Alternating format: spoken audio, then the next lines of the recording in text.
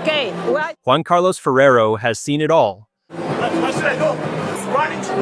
I have to play with what I have. Grand Slam finals, 5-set wars, match points saved from nowhere. But what his face did on that Doha courtside bench on February 19, 2026, that was something else entirely.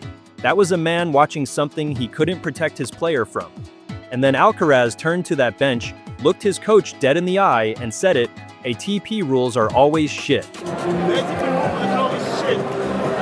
Okay, well, This is what the ridiculous towel rule does to the world number one. I'm not allowed to go to a towel. you're not. Yes, I understand. Fresh off completing the career Grand Slam in Melbourne, unbeaten, untouchable, the hottest athlete in tennis, and a 25-second clock just humiliated him for wiping sweat off his face after a rally that nearly broke him in half. Khachanov, his opponent, the man with everything to gain, looked that umpire dead in the face and said, "Drop it."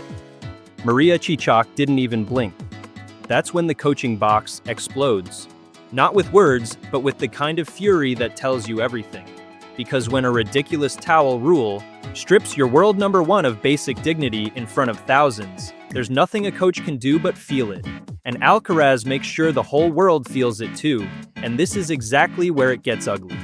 Stop the clock, but I had to let it pass. I had to eventually. To truly understand why that coaching box erupted the way it did, you have to go back further than Doha.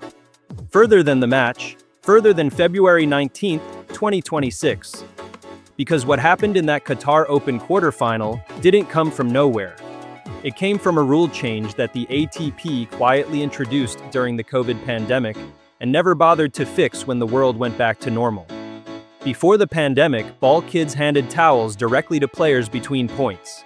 A small thing. A human thing. Something so routine nobody even thought about it. When COVID protocols tightened everything up, that courtesy was removed, and the 25-second shot clock stayed exactly where it was. Players suddenly had to walk to the sideline themselves, eat into their own preparation time, and still be ready to serve before that clock hit zero.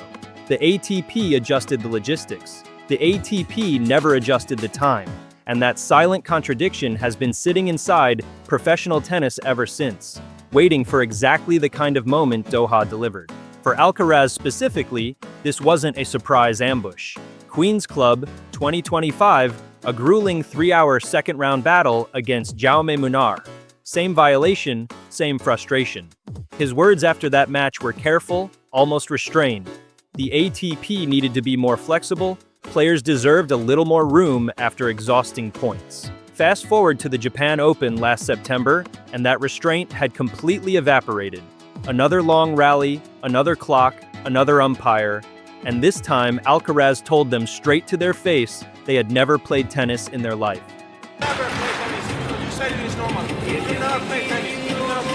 The pattern was already drawn long before Doha. What Ferrero's corner watched unfold on February 19th wasn't a surprise, it was an inevitability. The flashpoint arrived at 4:40. In the first set, Alcaraz had just clawed his way through one of the most physically punishing rallies of the match, a brutal exchange that ended at the net. His body stretched to its absolute limit just to stay in the point. The Doha crowd was still on their feet, still loud, the noise filling every corner of that arena. He turned toward the sideline and reached for his towel, that single moment of basic human recovery between the warfare of professional tennis. And Maria Cicak's clock had already expired. Violation. Delivered without hesitation, without flexibility, without any acknowledgement of what had just happened on that court 30 seconds earlier. Cicak is one of the most experienced umpires on tour, notably a WTA official, known across the circuit for running a tight ship. When Alcaraz turned to her and asked how he wasn't allowed to reach his own towel, she walked him through her reasoning with complete composure. The clock had stopped when the rally ended. It started again the moment he reached the towel area. By then, the 25 seconds were already gone. Procedurally, technically, within the strict boundaries of the rulebook, she was right, which is exactly what makes the whole thing so maddening. A rule can be followed to the letter and still be completely, fundamentally unfair. That tension is what Ferrero's corner felt before Alcaraz even opened his mouth. What happened next stopped everyone in that stadium cold. Khachanov, the man across that net with a quarterfinal spot on the line, with every incentive to let Alcaraz stew in his frustration, turned to Cicak and asked her to cancel the violation. His opponent, the person trying to eliminate him from the tournament, even he could see it. Cicak's response was immediate and final.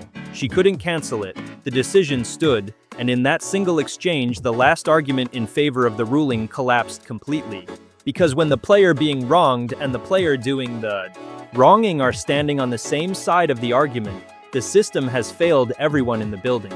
Ferrero's coaching box had watched every second of it unfold.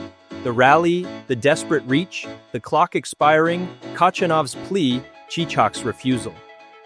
By the time Alcaraz sat down at the changeover and looked toward his bench, there was nothing left to contain.